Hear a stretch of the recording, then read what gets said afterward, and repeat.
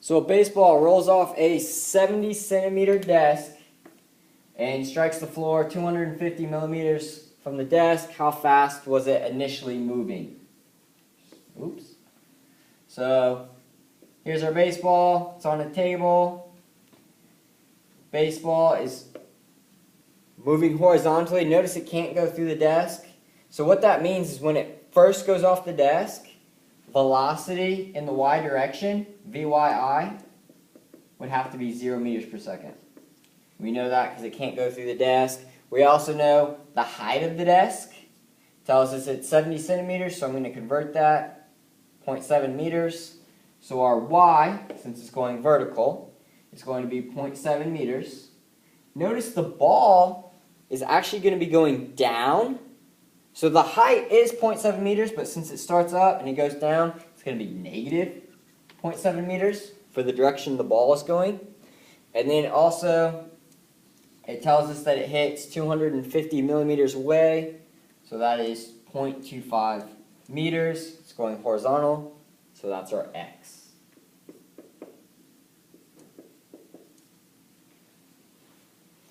Since the ball starts at 0 in the y direction for its velocity, it's not going to just keep going straight forever. It's actually going to be accelerated down. And in the y direction, acceleration is almost always gravity. So it's negative 9.81 meters per second squared. I just put a sub y, acceleration in the y direction. Our unknowns. Notice how we do not have time. And it's asking for velocity. It's always a good idea to always solve for time when you're not given it. Usually if you get stuck, always solve for time.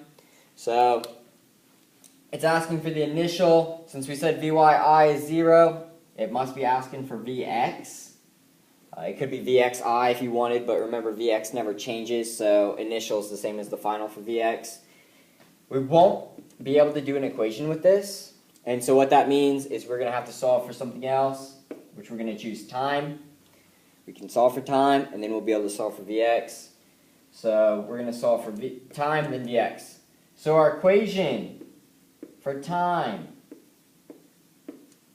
the reason why you can use this equation is because Vyi is 0. The equation is y equals Vit plus 1/2 at squared. Because Vyi is 0, and this is all talking about the y direction. So this is the y direction, velocity initial in the y direction, acceleration in the y direction. And because this is 0, this cancels out. So we'll be left with y equals 1/2 at squared. Now we can sort it to solve for t. So we're going to divide first and then square root. So y divided by 1/2 a, square root it, will give us t. So we'll have 0.7 meters divided by 1/2, negative 9.81 meters per second squared. And this will give us t, which you should get a value of 0.378 seconds. Now we have time. So now we have time. We can solve for Vx. We have velocity, we have time, and we have x. So I'm just going to do velocity equals x over t. We can do that because this is velocity in the x direction, and that's just the time it took to hit the ground. So we have Vx equals x over t. We don't have to sort it, so I'm just going to do Vx equals 0.25 meters divided by 0.378 seconds. We will get a value for Vx to be 0.66 meters per second.